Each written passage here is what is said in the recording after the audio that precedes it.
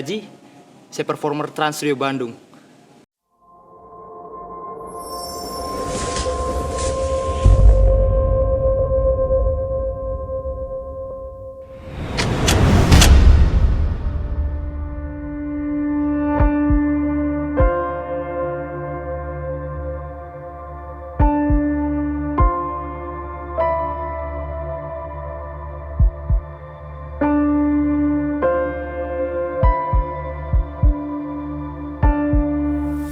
Halo teman-teman, perkenalkan nama saya Aji Rizky Miliana, umur 26 tahun, asal Cilegon, Banten.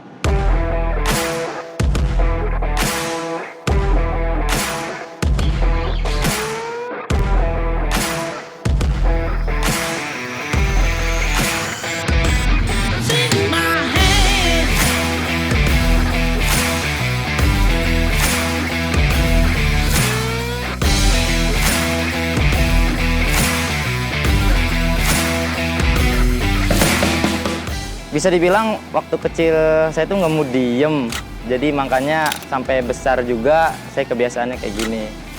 Dan masuk ke SD itu udah mulai kayak suka yang namanya olahraga. Olahraga. Masuk ke SMP ngeliat ada seni bela diri kayak gitu, karate, dan masuknya itu cuman di SMK kelas 2. Masuknya itu karena emang suka olahraga kan. Pas masuk SMK kenal yang namanya bela diri karate, dan cita-cita saya sih sampai sabuk hitam ya, dan alhamdulillah itu udah kecapaian sabuk hitam. Nah, pas posisi udah sabuk hitam baru kenal yang namanya olahraga ekstrim kayak parkour yang salto-salto gitu, tapi belum bisa. Dan di Cilegon itu nggak ada yang ngajarin parkour itu, salto tuh kayak gimana, nggak ada yang ngajarin sama sekali. Cuman bisa lihat di YouTube. Habis itu kelas 2 SMK langsung jadi pelatih karate di sana.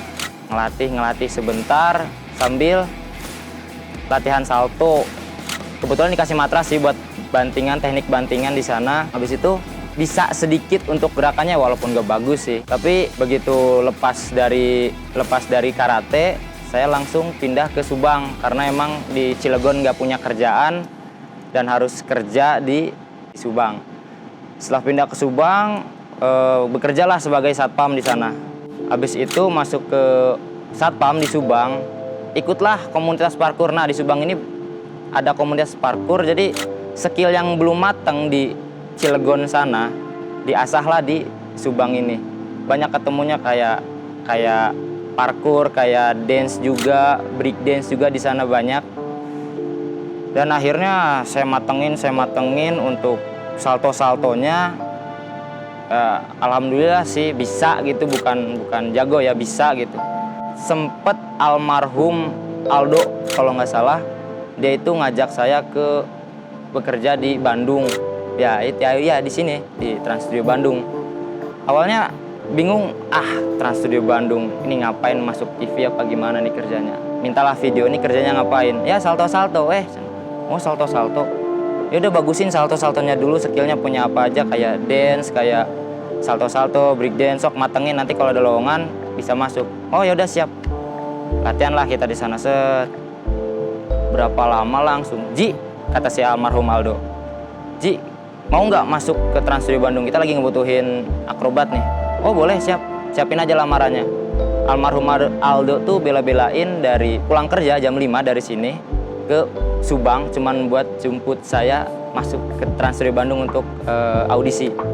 Dan alhamdulillahnya keterima waktu itu. Yang saya keluarin pas audisi salto tentu, terus break dance kayak windmill doang 1-2 kali beres, terus sama dance. Tapi sayangnya yang saya cita-citain bela diri nggak saya keluarin gitu. Tapi alhamdulillah kepake juga di sini gitu, di Trans Studio Bandung. Habis itu udah keterima sama si Aldo, diterima gitu. Maksudnya sama Trans Studio Bandung ya, keterima. Langsung bilang, "Dok, nun pisannya udah masukin saya ke sini gitu." Kayak satpam, kerja di satpam, terus bela diri ke karate, terus hobi salto-salto, masuknya ke Trans Studio Bandung. pas pisan gitu. Jadi kayak nggak bisa dijelasin sih, tapi intinya hobi yang dibayar gitu kerja di sini. Jadi nggak ngerasa terbebani atau apa gitu. Walaupun jadwal banyak di sini, banyak sedikit juga nggak ngaruh. Malah kalau jadwal sedikit tuh badan capek-capek gitu. Soalnya kan biasa gerak. Dan senangnya di sini tuh sampai sekarang bisa show bareng sama orang luar negeri. Wah, itu kayak apa ya? Kayak kok bisa ya? Saya tuh bukan apa-apa, kayak salto aja masih acak-acakan gitu. Zaman dulu salto tuh ngambilnya dari atlet lah, atlet gimnastik, atlet bela diri. Ya, saya juga atlet sih, cuman nggak ke kota besar gitu. Cuman ya masih provinsi lah. Tapi pas ngedengar ini dari atlet gimnastik, atlet parkour, atlet, wah ini atlet semua. Saya latihan cuman gini doang, kayak rendah banget gitu. Tapi alhamdulillah keterima dan ya sampai sekarang bertahan 5 mau 6 tahun di sini. Dan ya senangnya itu bisa show bareng orang luar negeri. Tapi ya senang aja gitulah sampai sekarang. Dan alhamdulillah kayak di sini tuh udah kayak rumah kedua. Dan pas pisan di sini, selain nemuin rezeki di sini, nemuin juga jodoh. Waduh, ngomongin jodoh. Jadi di sini tuh ada seorang wanita yang yang bekerja sebagai MUA, makeup artist. Di situ saya sudah mulai ya gimana ya, kayak wah cantik juga nih. Coba diincer ya. Alhamdulillah dapat. Dan kirain bukan jodoh gitu. Kirain bukan jodoh. Dan ya sampai akhirnya sampai nikah juga, sampai punya anak juga dan kerja bareng di sini gitu. Dan ya plus-plusnya tuh banyak gitu di sini. Gara-gara kerja di Trans Studio Bandung, emang rezekinya di sini gitu. Makanya mau bertahan sampai saya nih cita-citanya udah kesampaian nih. Hobi yang dibayar dan rezekinya banyak di sini. Keluar dari TSB itu sampai saya jadi YouTuber. Karena kan di sini menghibur pengunjung dengan real gitu, manusia gitu, langsung tatap-tatap muka. Tapi kalau di YouTube juga menghibur, tapi lewat media. Jadi ya harus bisa di real aja bisa, kenapa di media nggak bisa? Pasti bisa sih, semoga aja bisa. Dan sekarang juga lagi jalan sedikit. Oh ya, kalau pengen tahu nama YouTube saya itu Nura Gaming, tentang game. Karena sukanya main game, karena waktu istirahat di kantor itu kita main game Mobile Legend. Kalau pengen tahu Mobile Legend, walaupun gak jago, noob gitu, yang penting bisa nge-kill, dah beres gitu. Tapi saya masukin ke konten karena emang kesempatan nih, pulang kerja nggak ada waktu lagi, senggang, paling main sama anak jam 9 saya live streaming gitu. Nura Gaming ya, awas subscribe. Oke, ya, thank you. Ya sih, itu sih cita-cita ini udah tercapai untuk realnya, dan di medianya semoga aja tercapai dan bisa lah. Kalau dua-duanya bisa, di real life kerja kayak gini alhamdulillah ada, terus di media juga bisa berkembang lebih baik. Jadi di real life teman banyak, di media juga temannya banyak. Semoga sih bisa tercapai gitu. Pedih kayak halnya pelatihan. Waktu latihan dulu tuh ada trainer di sini namanya, saya bilang biasanya panggilannya Bang Acuy. Dia ngelatih tuh bener-bener keras lah, karena dia kan dari gimnastik, jadi keras banget. Saya dari parkour jalanan, jadi dilatihnya ke gimnastik, jadi kayak yang digeber banget gitulah untuk fisiknya. Jadi sakit harus bisa ngikutin gerakan gimnastik ya. Sampai akhirnya ankle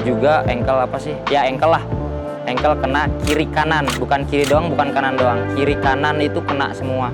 Kiri 2 minggu, setelah itu langsung kanan dapat. Terus itu untuk latihan biasanya di show juga sih ada sih kayak lompat dari api, jatuh, kebakar kayak gitu, terus lempar staff. Ini ada fire staff ya, lempar staff kena muka lah segala macam. Tapi seru juga ngejalaninnya, enak gitu, kayak ini teh kayak makanan sehari-hari gitu, kayak bukan makanan sehari-hari sih, makanan nasi, maksudnya kayak kerjaan sehari-hari. Jadi nggak terbebani itu kalau saya act-nya salto atau fighting atau fire, tapi suruh drama, itu kayak terbebani banget. Tapi kalau 3 act itu saya jalanin, alhamdulillah nggak ada rasa beban. Pas kemarin tuh di trampolin wall ada kejadian, jadi ada adegan backflip dari atas, 1, 2 harusnya ke atas, tapi itu langsung jatuh ke bawah lagi ya. Apa ya, kalau orang biasa sih, orang awam biasa gitu, lihatnya bahaya, tapi alhamdulillah sih nggak cedera gitu. Cedera tuh di perfirean, kayak Starfire, kayak acro hoop, kayak ya si perfirean cuman itu. Kayak poi juga ada fire poi. Itu bahaya, tingkat bahayanya lebih tinggi dibanding yang lain kayak fighting, terus kayak nari-nari gitu kan, akrobat juga nari-nari di parade juga, cuman gini beres. Terus kayak ya gitulah, cuman walaupun tingkat bahayanya tinggi tapi ngejalaninnya seneng dan suka gitu. Itu sih momen paling sedih banget Trans Studio Bandung, denger dari teman-teman perdana Trans Studio Bandung tutup karena pandemi. Itu sedih banget. Posisi udah nikah tapi alhamdulillahnya belum punya anak dan belum punya bebanan lain, tanggungan lain gitu, cuman istri doang ya, alhamdulillah gitu. Tapi di situ belum punya kerjaan dan Trans Studio Bandung juga nggak tahu bukanya kapan. Bilangnya 3 bulan bakal buka, oke ditungguin 3 bulan. Ternyata belum buka, 4 bulan belum buka, sampai setengah tahun, dan disitu nggak ada kerjaan. Pas masuk lagi juga nggak kayak dulu gajinya gitu. Jadi aduh kumaha. Ya udah dijalin aja dulu. Yang penting suka sama kerjaannya, yang penting bisa makan buat bekal sebulan. Ya alhamdulillah bisa dilewatin itu semua. Tapi yang paling sedih lagi saat di Trans Studio Bandung itu posisinya pandemi kedua ini tutup lagi, dan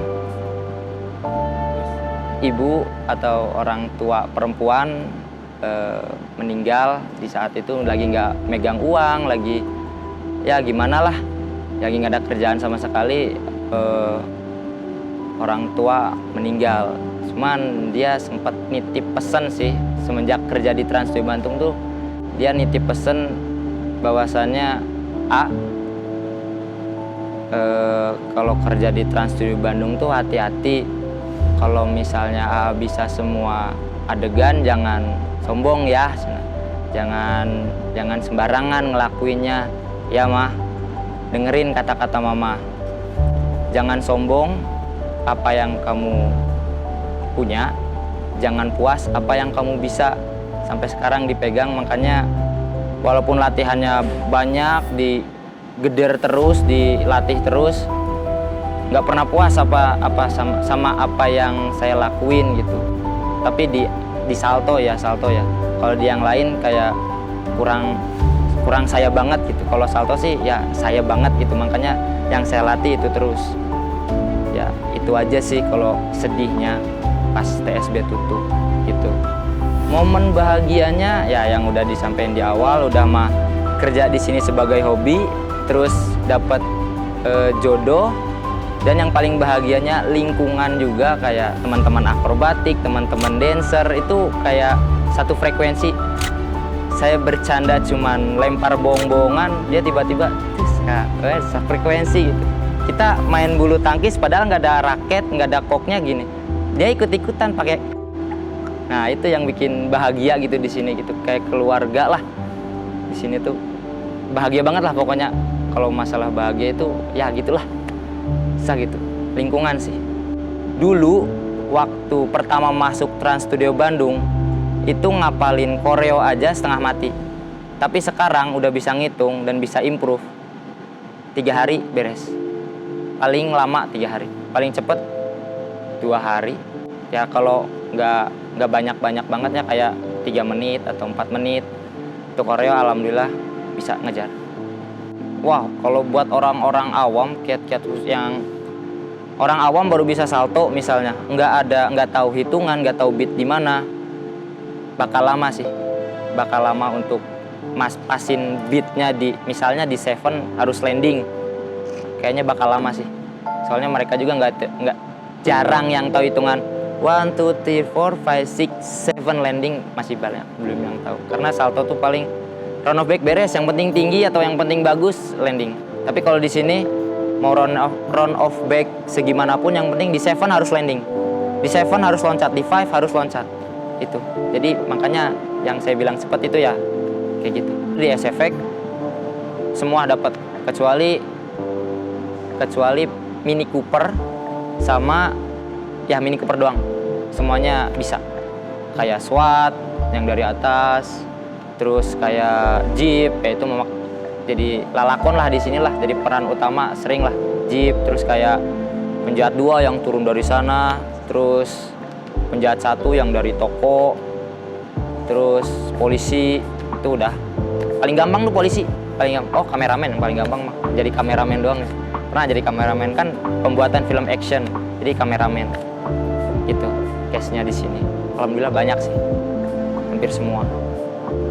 Harapannya sih untuk pribadi dulu ya, yang udah dibilang di awal tadi, saya berharap bisa jadi YouTuber di rumah ya, di media, sosmed, sama kerja sambil jadi YouTuber gitu, live streaming kayak gitulah. Itu harapannya untuk saya pribadi sih. Tapi untuk pekerjaan, harapannya untuk skillnya lebih meningkat lagi, biar sama kayak sirkus luar lah gitu. Dan pengennya sih gitu, kayak trampolin wall, kayak salto banyak gitu, terus kayak ya pokoknya untuk akrobatik lebih meningkat dan membernya juga banyak gitu. Soalnya sekarang membernya akrobatik sedikit banget, jadi ya segitu aja dulu, takut ada yang cedera terus nggak bisa. Tapi harapannya bisa nambah banyak akrobatik dan skillnya makin bertambah terus. Jadi ya biar nggak kaleng-kaleng gitu skillnya. Ya ini yang saya suka kalau lagi di stage, khususnya di roll atau show-show yang lain. Bertingkah konyol sama satu case-nya kayak fire staff kan ada 4 orang nih. Bertingkah konyol sama mereka kayak bercanda garing gak masuk akal. Ya gitulah, bercanda kayak gitu. Terus ya awalnya pasti diawali sama ayo blocking dulu, ayo blocking, ayo. 1, 2, tapi nggak serius ngelakuinnya, nggak serius tuh kayak 1, 2, 3, 4, 5, 6, 7. Nah yang kayak gitu ya, jadi orang tuh yang lagi hairdo, yang lagi siap-siap, apa sih si Aji nih teriak-teriak kayak gitu. Tapi kita ngelakuin blocking gitu, Nah, udah beres dari situ baru kita ke backstage belakang sambil ngeliatin yang lagi perform. Sekadang kita ayo. Sebenarnya sih deg-degan ada dulu, tapi sekarang mah show up aja udah nggak deg-degan sih. Kalau act-nya itu gitu. Tapi kalau misalnya ada act baru kayak Areal, kayak Fabric, itu kita pasti deg-degan gitu. Tapi ya itu ritualnya, bukan ritual sih, kayak bercandaan sama performer lain gitu, kayak ya kita garing gitu bercandanya, tapi buat tenang si hati gitu, biar nggak deg-degan gitu untuk buat show-nya ya gitulah. Tapi yang lebih parah tahu nggak ini, nggak tahu ya. Kita sebelum show itu biasanya pemanasan paru-paru sambil nge-vape sih, bukan ngerokok, nge-vape kan nggak ada celacah atau nggak ada puntung rokok, jadi nge-vape masih kebulnya doang, tapi di smoking room atau di bawah sebentar gitu, biar relax lah untuk show-nya gitu. Nah yang lebih enak itu begitu main fire nih ya, begitu fire udah dibakar kiri kanan, begitu lihat-lihatan hadap-hadapan sesama wing, sama pas keluar itu kita baru teriak, wah langsung lari, jadi hilang semua deg-degan, langsung udah di atas panggung mah hilang deg-degan, kayak yang latihan, udah beres, udah gitu doang sih untuk ritual kayak gitulah untuk naik stage. Saya sebagai penonton aja nih, waktu awal masuk, saya nggak tahu mereka latihannya seberapa berat, seberapa berat, seberapa susahnya untuk ngelakuin koreo biar bareng. Tapi yang saya rasain sebagai penonton waktu itu, keren banget. Pokoknya keren, dan begitu saya masuk ke Trans Studio Bandung dan latihan, ternyata susah banget. Gila, hitungan salah sedikit aja ini dikoreksi. Bagi yang tahu, tapi bagi yang nggak tahu kayak penonton gitu, fine aja gitu, yang penting endingnya di hit pas gitu, tepuk tangan gitu, applause gitu ya, tergantung penontonnya sih. Kalau penontonnya lagi moodnya bagus mungkin rame gitu, kalau moodnya lagi jelek rame juga, nggak ada suaranya gitu, walaupun triknya edan pas sama hitnya mereka nggak tahu. Tapi untuk latihannya seberat apa ya, berat banget sih. Kayak apa ya? Itulah kelemahannya anak akrobatik di saat ada yang nanya, oh ya paham, coba jelasin. Ngahulang gitu, bingung. Tapi paham begitu jalanin bisa gitu mereka. Kayak tadi pertanyaan yang barusan, kayak susahnya yang berat, apa penonton nggak tahu, terus saya paham tapi ngejelasinnya susah. Apa ya? Oh iya gitu, paham. Ya itulah kelemahan akrobatik.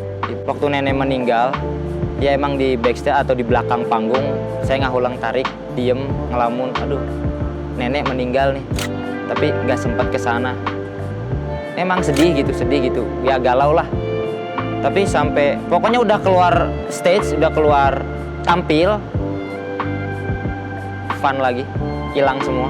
Yang masalah-masalah tuh hilang. Barusan punya masalah, misal sama teman kerja gitu.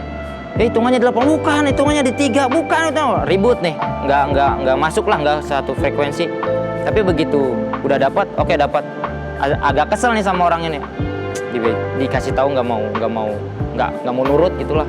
Saya yang paham kok, ini orang dikasih tahu nggak mudeng, ya kasarnya mah, ya yang tahu tuh saya gitu, yang hafal tuh, yang sering main tuh saya, kenapa dikasih tahu nggak mau nurut gitu kan. Emang saya kesel nih sama dia nih, kesel. Tapi begitu udah satu frekuensi atau satu koreo udah pas gitu, koreonya udah bener yang dikasih trainer, begitu udah ke panggung hilang. Jadi waktu lempar-lemparan harusnya kan udah amat lah lempar, tapi ini mah senyum. Ya wayahnya senyum dah. Ya emang koreonya kayak gitu, atau koreonya serius ya serius. Tapi seriusnya bukan serius benci, serius fokus sama lemparan sama nangkep juga. Jadi ya masalah apapun begitu naik panggung hilang semua seketika. Begitu lepas beres show atau beres act-nya itu kadang ya gitu lagi lah, udah gitu. Masalah apapun waktu udah naik ke atas panggung itu udah blank, hilang, fokus sama koreo, fokus sama penonton, lihat penonton, kadang ngelihat, kadang fokus sama satu titik gitu. Begitu udah keluar stage ya udah renung lagi, mikirin lagi gitu. Pokoknya setiap show pasti sebelum keluar itu ngelamun dulu, tapi begitu udah keluar itu plong semua hilang. Gak tahu kenapa, ya emang gitu kebiasaan kayak gitu, gak dipikirin. Dulu cita-cita tuh pengen jadi atlet karate ke luar negeri, ketemu sama impian namanya Rika Usami. Itu udah mah cantik, gerakannya keren, cita-cita sih itu, cita-cita ya. Tiba-tiba masuk ke performer, ya kan apa ya, cita-citanya nggak kecapai, tapi masuk performer kayak bukan cita-cita sih. Pokoknya cita-cita yang sebenarnya yang saya mau sekarang itu udah nggak ada lain, nggak ada bukan. Jadi YouTuber. Jadi YouTuber, kerja di Trans TV Bandung. Kerjanya malam doang sih, live streaming, beres, kerja lagi gitu. Cita-cita apa? Kegiatan sih. Cita-cita kayaknya, nggak tahu sih. Ya pengennya sih kayak gitu sih cita-citanya. Jadi YouTuber besar tapi sambil kerja di Trans TV Bandung. Itu sih cita-citanya, pengennya gitu. Bisa karena bukan kebetulan, tapi karena latihan. Karena kalau bisa doang semua juga, kalau kebetulan semua juga bisa kebetulan. Misalnya saya salto, bagus, wah kebetulan ini mah. Disalto lagi, jelek itu mah, itu kebetulan. Tapi kalau bisa latihan, kalau saltonya misalnya 2 meter ya, tetap 2 meter terus. Kalau bisa lebih tinggi lagi. Jadi mama itu, cerita sedikit nih, cerita bos. Jadi mama itu pisah sama bapak yang di Cilegon, pisah. Terus pindah lagi ke Subang nih, pindah. Jadi mama dari Cilegon ke Subang dan udah pisah. Mama udah bukan ketemu sih. Ini udah suka udah lama banget, dari waktu kecil si mama sama bapak tiri ini udah suka udah lama banget. Nikah lah dia, Aji posisi masih Cilegon. Bapak Aji, bapak kandung, merhatiin, cuman kayak yang bapak tuh kayak masih pengen main gitulah, pengen nyari uang tapi dinikmatin sendiri gitu. Kasih Aji mah ngasih sih sebagai orang tua, ngasih sih, tanggung jawab ada, cuman nggak full gitu mungkin ya, nggak full. Nah di situ Aji kesal juga tuh, wah kerja di sana kayak yang diporotin gitu, wah ini nggak bisa kekumpul apa-apa nih. Ya udah pindah juga ke Subang Aji nih, pindah ke Subang kayak ya udahlah, soalnya orang tua laki-laki tuh main kasar, main tangan banget, ringan tangan lah. Nah beres dari situ, nah ini nih nikah nih, bapak tiri sama mamah nih yang udah lama nih suka nih dari SD apa SMP itu nggak tahu. Beres dari situ, mamah nggak ada nih, Aji sama Ade nih sekarang waktu itu tuh Aji sama Ade posisinya juga udah nikah waktu itu. Bapak di sana balik lagi sama istri lamanya, bapak tiri.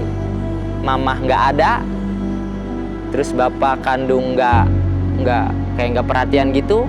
Ya nggak perhatian lah, soalnya udah punya anak ya, nelpon kayak apa kayak, ini mangga gitu kan, nggak ada kabar gitu. Terus siapa lagi ya, di Subang tuh ada nenek tapi ya gitulah, kayak kasarnya kayak nggak punya keluarga gitu, cuman ya Aji doang sama istri sama anak dah, selebihnya kayak nggak punya keluarga. Soalnya bapak tiri juga kan orang lain dan nggak kenal gitu, kayak ya gitulah. Sekarang yang lebih kasihan tuh ke adek sih, soalnya adek lagi kerja di sana sama nenek, tapi tahu dipantau atau enggak ya sama bapak kandung nggak tahu. Dah baru dapat kabar juga hari ini, kemarin sih dapat kabarnya anak dari bapak tiri itu baru meninggal. Mungkin yang ngurusin sana jadi adek Aji, adek kandung, diurusin sama nenek. Tahu semoga aja, soalnya udah dewasa udah kerja sih, semoga udah bisa jaga diri gitu ya, udah tenang juga sih. Kalau masih kecil wah repot juga, tapi saya beranggapan gak punya keluarga. Tapi kalau keluarga sih ada, tapi Aji beranggapan gak punya keluarga, nggak nanya, nggak Aji gimana kabar, nggak Aji si anak si Arin gimana itu, enggak. Aji juga pengen ngasih kabar, gitu, gimana kabar, tapi pengen, bukan egois ya, tapi saya tuh udah punya anak loh, kalian tuh udah punya cucu loh, sok gak kangen gitu sama anak tuh. Sedih juga di situ. Dari saya, dari Windanya juga, dari istri saya juga sama kayak gitu. Lebih ke bapak sih, alhamdulillah di rumah tuh ada neneknya, ada mamanya Winda, jadi masih sedikit tenang lah. Tapi kalau bapaknya Winda kayak juga, sama kayak bapak saya gitu ya gitulah. Jadi kayak nggak punya keluarga. Dan keluarganya tuh yang paling penting di sini. Jadi kayak keluarga aja di sini, makanya nggak terlalu mikirin banget. Kasarnya mah nggak penting lah. Yang penting saya bisa ngehidupin anak istri, tanggung jawab sama anak istri. Dah. Ya tepat. Kenapa tepatnya? Yang dari awal diceritain bla bla bla bla, dari karate bela diri kepake di sini, terus salto nggak bisa apa-apa terus bisa di sini. Tepat semua. Yang nggak tepat tuh kalau misalnya nggak punya basic salto, nggak punya basic apapun kayak kayak gitu, cuman punya basic teknik mesin terus masuk ke sini, itu nggak tepat masuk sini. Tapi kalau udah punya sedikit basic terus masuk sini ngejalaninnya enak, tepat banget, pas banget lah. 10 tahun lagi, sebelum 10 tahun saya pastiin saya udah jadi YouTuber, udah punya penghasilan. Jadi kalau misalnya udah keluar dari TSB juga, tenaga nggak kuat salto-salto, udah bisa santai di rumah, main game, dan ngasilin uang. Itu sih.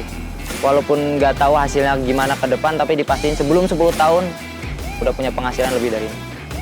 Oke, buat teman-teman semua yang di luar yang mempunyai skill, entah itu dari salto, dancer, b-boy, semua lah yang berkaitan dengan entertain atau pertunjukan, terus latih skill kalian, jangan pernah bosan. Karena kalau kalian punya titik bosan, sebenarnya kalian tuh udah bisa, udah jago lah intinya.